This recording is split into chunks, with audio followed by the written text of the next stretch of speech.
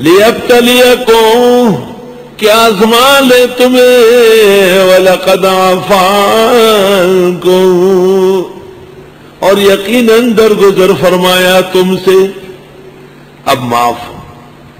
اللہ فرماتے ہیں صحابہ کی جنگی غلطی ہے معاف، لیکن مودودی صاحب نے یہاں لکھا ہے کہ وہ سود خور تھے، وہ بخیل تھے، وہ کنجوس تھے، وہ خود غرض تھے، ان میں 8 قسم کی بیماریاں تھیں۔ توبہ توبہ، کہاں ہے ہمایوں؟ وہ عزت لے آئے، لائے تفہیم لائے تو نہیں ہمایوں؟ اچھا کہیں زندہ ہوگا تو آ جائے گا ہم، اور وہ تفہیم کیا پہلا حصہ وہ اس جگہ نکال کے لے آئے تاکہ طالبوں کو لوگوں کو سناؤ کہ مودودی صاحب کی تفسیر سننے کی۔ وہ کہتے ہیں صحابہ سود خور تھے بڑے، اور خود غرض تھے، بخیل تھے، کنجوس تھے۔ معاذ اللہ وہ برائیاں جو جماعت اسلامی کے ایک بدماش ورکر میں بھی نہیں ہوئی، وہ اللہ کے نبی کے صحابہ میں سب جمع کی۔ اس تفسیر کے صفحہ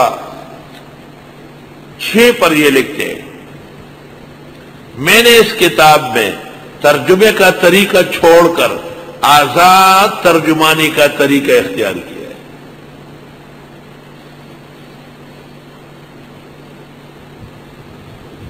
اللہ، آزاد ترجمے کی کیا ضرورت ہے؟ مزاج اس قسم کا ہے کہ موقع بموقع صحابہ کرام پر خطرناک قسم کا اٹیک کرتے ہیں۔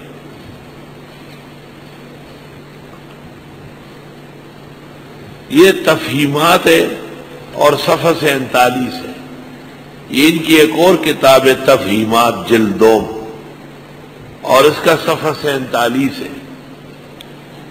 اس میں لکھتے ہیں داؤد علیہ السلام نے جو کچھ کیا وہ بنی اسرائیل کے ہاں ایک اہم دستور تھا، اور اسی دستور سے متاثر ہو کر ان سے یہ لغزش ہو گئی تھی۔ دستور یہ تھا کہ کوئی کسی کی بیوی پر عاشق ہو جاتا تو بیوی اس سے چھین لیتا تھا کہ یہ مجھے پسند آئی، جیسے قلم کسی کا پاس ہو آپ اس سے لے لیں گے یہ مجھے دے دیں۔ یہ مودودی صاحب کی تاریخ دانی ہے، انبیاء اور صحابہ کے بارے میں اخلاق ہے۔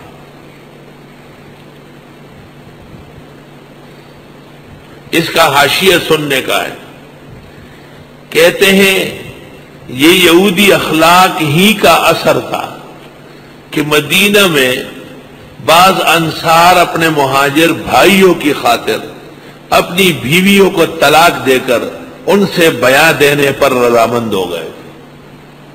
وہ جو سعد ابن ربیع نے عبد الرحمن ابن عوف کو کہا کہ میری 2 بیویاں ہیں، ان میں سے ایک کو آپ پسند کر لے، میں طلاق دے دوں گا، جب عدت گزر جائے آپ اس سے نکاح کر لیں۔ مولانا کہتے ہیں یہ یہودی اخلاق کا اثر تھا، صحابہ کرام پر یہودیت غالب تھی معاذ اللہ۔ اور اللہ فرماتے وَيُؤْثِرُونَ عَلَىٰ أَنفُسِهِمْ وَلَوْ كَانَ بِهِمْ خَصَاصَةٌ۔ اس قسم کی باتوں کا عام مزاج ہے، اس سے باز نہیں آ سکتے۔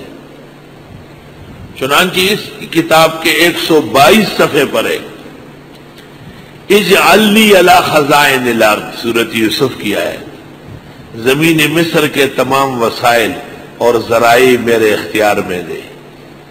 یہ محض وزیر مالیات کے منصب کا مطالبہ نہیں تھا جیسے کہ بعض لوگ سمجھتے ہیں، بلکہ یہ ڈکٹیٹرشپ کا مطالبہ تھا، اور اس کے نتیجے میں سیدنا یوسف علیہ السلام کو جو پوزیشن حاصل ہوئی وہ قریب قریب وہی پوزیشن تھی جو اس وقت اٹلی میں مسولینی کو حاصل ہے، اس فرق کے ساتھ کہ اٹلی کا بادشاہ مسولینی کا معتقد نہیں، محض اس کی پارٹی کے اثر سے مجبور ہے، اور مصر میں بادشاہ خود حضرت یوسف کا مرید ہو چکا تھا، ورنہ دونوں جو ہے نا مسولینی اور ڈکٹیٹر ہے معاذ اللہ۔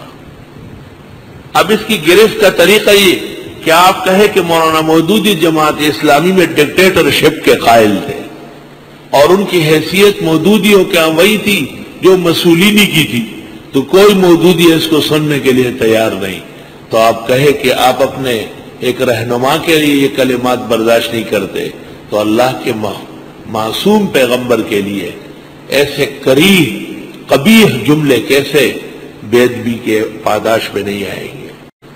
ثم صرفکم عنہم، پھر پھیر دی اللہ نے تم سے فتح ان کی طرف، لیبتلیکم، تاکہ آزما لے تم۔ قرآن کہتا ہے کہ جو تمہیں کہا لاؤ نا، کیا کر رہے تم؟ قرآن کہتا ہے کہ چونکہ پیغمبر کی بات نہیں مانی، حضرت نے تو کہا بیٹھے رہو درے میں ہر حال میں۔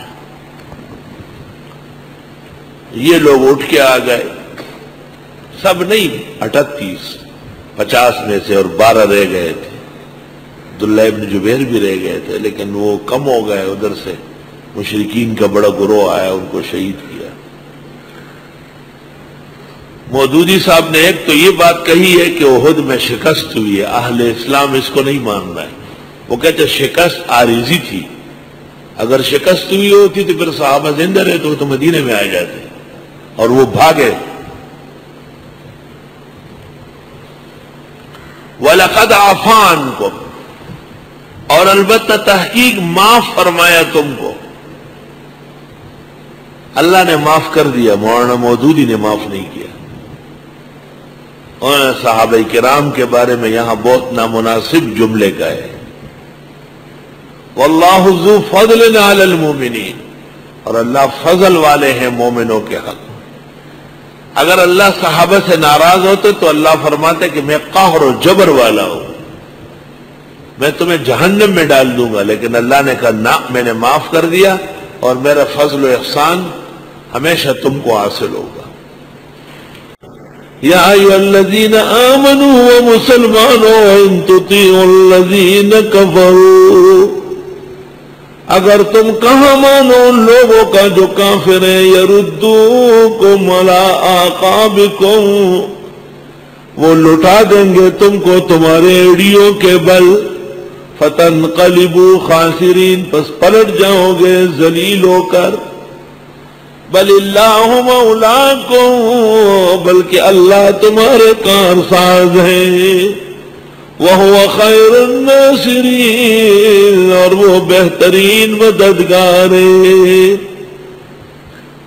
سَنُلْقِي فِي قُلُوبِ الَّذِينَ كَفَرُوا الرُّعْبَ بِمَا أَشْرَكُوا بِاللَّهِ، ابھی ڈالتے ہیں دلوں میں ان لوگوں کے جنہوں نے کفر کیا ہیبت، رعب مسلمانوں کا، بما اشرکوا، بسبب اس کے کہ انہوں نے شرک کیا، باللہ اللہ کے ساتھ، ما لم ينزل به سلطانا، وہ کہ اتارا ہی نہیں اللہ نے اس بارے میں کوئی دلیل، شرک کی کوئی دلیل نہیں، شرک کبھی جائز رہی، شرک کسی کو اجازت نہیں۔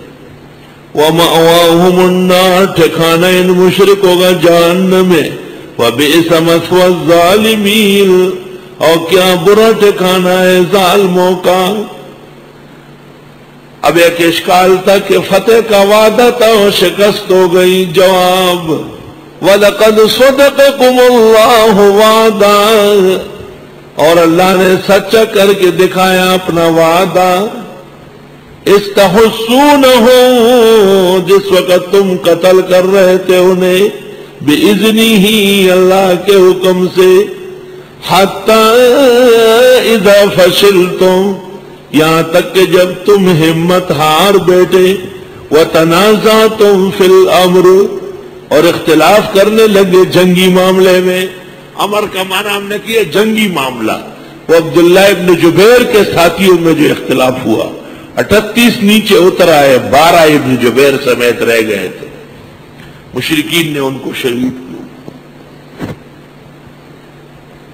وَعَصَيْتُمْ، اور تم نافرمانی کرنے لگے، مِن بَعْدِ مَا أَرَاكُمْ مَا تُحِبُّونَ، بعد اس کے کہ دکھا دیا تم کو وہ جو پسند کرتے تھے فتح، منکم من یرید الدنیا، تم میں سے بعض وہ ہیں جو چاہتے ہیں دنیا، ومنکم من یرید الآخرہ، تم میں بعض وہ ہیں جو چاہتے ہیں آخرت۔ ثم صرفکم عنہم، پھر اللہ نے فتح پھیر دی تم سے ان کی طرف۔ بالکل دیکھو گے تب سمجھ میں آئے گا۔ پھر اللہ نے پھیر دی فتح تم سے ان کی طرف، تمہاری فتح ان کو دی۔